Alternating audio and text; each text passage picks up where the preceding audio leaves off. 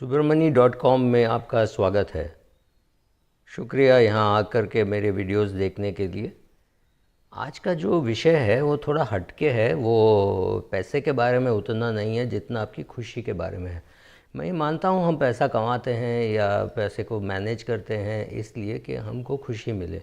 तो आज कुछ ऐसी चीज़ें हैं जिनको करने से आप उस दिशा में आप जब जा रहे हो तो ये सब चीज़ें करें। ये नहीं सोचें कि ये करने से खुशी मिलेगी, ये सब करें। तो पहली बात ये है, आपका जो इमोशंस है उसको दिखाओ। आप खुश हैं तो खुश रहो, हंसो, गाओ, नाचो, जो करना है करो, अपनी खुशी दिखाओ, अपना दुख भी दिखाओ। ऐसे नहीं कि सब बंद करके रखोगे तो टेंशन बढ़ता है, इससे कैंसर हो सकता है। Right? So just be happy. जब आप खुश हो खुश रहो, जब आप दुखी हो दुखी रहो, कोई प्रॉब्लम नहीं है। जब आपकी कोई तारीफ़ करता है, कहते हो आप बहुत अच्छे लेखक हो, आप बहुत अच्छे संगीतकार हो, या जो भी आपकी तारीफ़ करता है, तो ये कहो कि हाँ ठीक है, 30-40 सेकेंड के लिए चने के झाड़ पे चढ़ जाओ और उतर जाओ, और फिर बोलो भगवान की मेहरबानी है, शुक्रिया। ये मत बोलो नहीं नहीं ये तो कुछ भी नहीं है, आपने मेहनत की है, आपको ये मिला है, इज्जत मिला है। बस 20-30 सेकेंड के लिए उसको एंजॉय करके नीचे आ जाए। ऐसे नहीं कि चढ़ जाए कि भाई मैं चने के झाड़ पे ही बैठा रहूँगा, वो मत कीजिए। तो ये इमोशंस दिखाने में कोई प्रॉब्लम नहीं है। दूसरी बात, आप कसरत व्यायाम कुछ तो करें। अगर आप 50 साल के ऊपर हैं तो भी आप कर सकते हो। हाँ, अगर आप 80 साल के ऊपर हैं तो सिर्फ वॉकिंग में भी गुड। तो थोड़ा आधा घंटा 1 घंटा चलने की कोशिश कीजिए, सुबह आधा घंटा, शाम को आधा घंटा। Walking is good. हमारे बिल्डिंग में एक 92 साल के आदमी हैं, वो रोज़ काफ़ी लंबी वॉकिंग करते हैं। कोरोना वायरस के टाइम वो घर के अंदर वॉकिंग कर रहे थे और अभी बाहर वॉकिंग कर रहे हैं। Is 93, 92 completed, 93 running. वो कर सकते हैं तो आप भी कर सकते हो, कोई प्रॉब्लम नहीं है। करेक्ट? सो एक्सरसाइज करें। जो जवान हैं वो ज़्यादा ज़ोर से एक्सरसाइज करें, और जो औरतें हैं वो भी ज़्यादा करें, ताकि वो अपनी बोन स्ट्रेंथ को मेंटेन कर सकें। विमेन का जैसे एज बढ़ जाता है, मेन का भी होता है, बट विमेन का ज़्यादा होता है कि वो बोन जो है वो थोड़ा आपके शरीर में वो वीक हो जाता है, आप ब्रिटल हो जाता है, करेक्ट वर्ड इज़। तो एक्सरसाइज करके वो बोन स्ट्रेंथ आप बढ़ा सकते हैं, तो एक्सरसाइज ज़रूर करें। एक्सरसाइज किए बगैर आप रह नहीं सकते। तीसरी बात, आप अपने एज ग्रुप के कुछ ग्रुप्स बनाएं। जैसे कि आपके स्कूल ग्रुप, आपके कॉलेज ग्रुप, किसी ने बनाया होगा तो ज्वाइन कीजिए, किसी ने नहीं बनाया तो आप बना दीजिए, क्योंकि वहाँ सेम एज वाले होंगे और सिमिलर इंटरेस्ट होगा। आप सबकी प्रॉब्लम्स एक साथ में होगी, बीमारी हो या बच्चों के बारे में हो या कुछ भी हो, फैमिली से, या आपको पॉलिटिक्स भी डिस्कस करनी हो, तो सब सेम एज के रहेंगे। ये करना ठीक है। और एक और चीज़ करना ठीक है, अपनी कोई हॉबी परस्यू कीजिए। इंडियंस का ये बहुत बड़ा प्रॉब्लम है, जब वो रिटायर होने वाले हैं तब वो सोचते हैं अब मैं क्या करूं, अब मैं पूजा पाठ करूंगा। पूजा पाठ सडनली 60 साल में नहीं होगी। अगर आपको पूजा पाठ में दिलचस्पी है तो 40 में करें, 50 में करें, तो 60 में आप कर सकते हैं। नहीं तो आप मंदिर जाओगे, वहाँ सो जाओगे। करेक्ट? आपको इंटरेस्ट नहीं रहेगा तो आप जाओगे ही नहीं, बाद में बोलोगे वहाँ पे मुझे बोर होता है, मैं नहीं जाऊँगा। ये मत कीजिए। परस्यू अ हॉबी, और वो फिर हॉबी वाले ग्रुप्स बनाएं। Running group, cycling group, music group, कुछ तो ग्रुप बनाइए। इस ग्रुप में ये फ़ायदा रहेगा कि अगर मान लीजिए आप 50 साल के हैं, तो यहाँ पे आपको 20 साल का लड़का लड़की भी मिलेंगे और 70 साल के भी लोग मिलेंगे।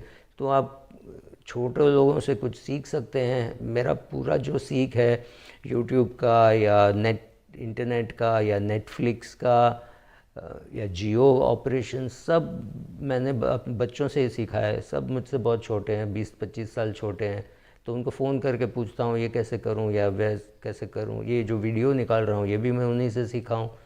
राइट? सो सीख आपको बच्चों से ज़्यादा होती है एक उम्र के बाद। 50 के बाद आई थिंक सब सिखाने वाले आपसे छोटे ही होंगे।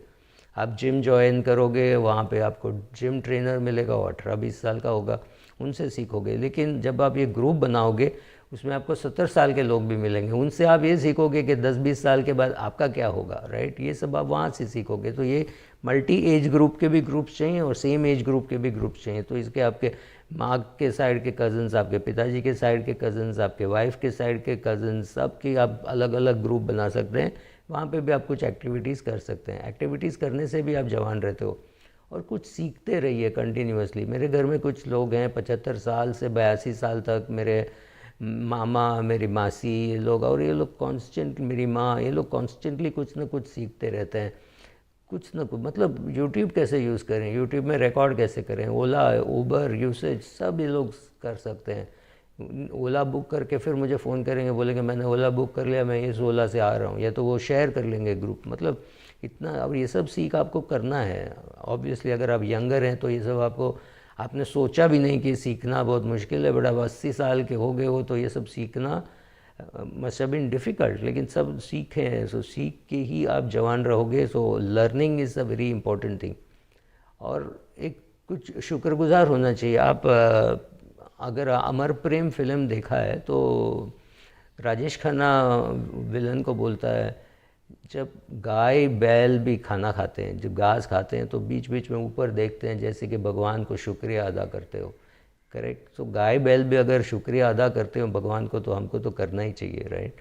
So please be have gratitude towards everybody, towards God, towards the government, towards the your parents, towards your brother, sister, cousins, friends. Have some gratitude के उन्होंने आपके लिए कुछ किया, आपने उनके लिए कुछ किया, इसलिए वो रिश्ता है। So you know, be happy about all those things. और डी क्लटर कीजिए। डी क्लटर मतलब घर में जो सामान नहीं चाहिए वो सब ज़रा फेंक दीजिए। अच्छा, फेंकने को दिल नहीं करता, एक बड़ा सा सूटकेस लीजिए, उस सूटकेस में डालते जाइए चीज़ें जो आपको लगता है आपको नहीं चाहिए। फिर 6 महीने के लिए उस सूटकेस को हाथ मत लगाना। और अगर आपको 6 महीने वो सूटकेस को हाथ लगाने की ज़रूरत नहीं पड़ी, एक ऐसा निर्णय ले लो कि इसकी शायद आपको ज़रूरत ही नहीं है, राइट। कंप्लीटली डीक्लटर कर दीजिए, देते जाइए। और मैंने एक चीज़ देखा है, एक उम्र के बाद सामान खरीदने से इतनी खुशी नहीं होती है जितना सामान दे देने से होती है। जब आप सामान बांट दोगे तो लगता है चलो भाई घर से कचरा चला गया, right. So that is decluttering is very useful. घर का सामान हो या आपके पोर्टफोलियो में कुछ जंक आया हो जाता है। जैसे हम निवेश करते जाते हैं 20-30 साल में तो जंग पकड़ लेता है। तो हर रोज़, हर महीना, हर दिन आपको थोड़ा बहुत देखना पड़ेगा, भाई कचरा तो नहीं है, तो उसको साफ़ करना पड़ेगा। So do that. D cluttering definitely help. घर थोड़ा बड़ा लगने लगेगा कि भाई ये सब सामान है, मैंने ही ख़रीदा, 5,000 दे के ख़रीदा, 50,000 दे के ख़रीदा, लेकिन मैं इसका इस्तेमाल नहीं कर रहा हूँ। कुछ ऐसे व्यक्ति को दे दूँ जो उसका इस्तेमाल करें। सिंपल ना, कोई और उसका इस्तेमाल कर लेगा। अच्छा, आप ये इस पर ध्यान दें कि आप क्या खा रहे हैं। जितना हो सकेगा हेल्थी खाइए, प्रोटीन्स बढ़ाइए। इंडियन फूड में कार्ब्स ज़्यादा और प्रोटीन कम है। जैसे आपकी उम्र बढ़ती है आपको ज़्यादा प्रोटीन की भी ज़रूरत पड़ती है। ये नहीं कह रहा हूँ कि आप कार्ब्स बंद कीजिए, बट कार्ब्स प्रोटीन का रेशियो आप डाइटिशियन से पूछ के चेंज कीजिए।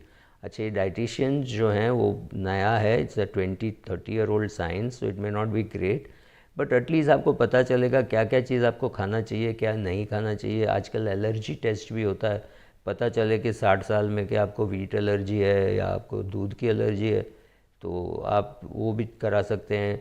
तो आप जितना हो सके हेल्थी खाना खाइए, बाहर का खाना जितना कम हो सके खाइए।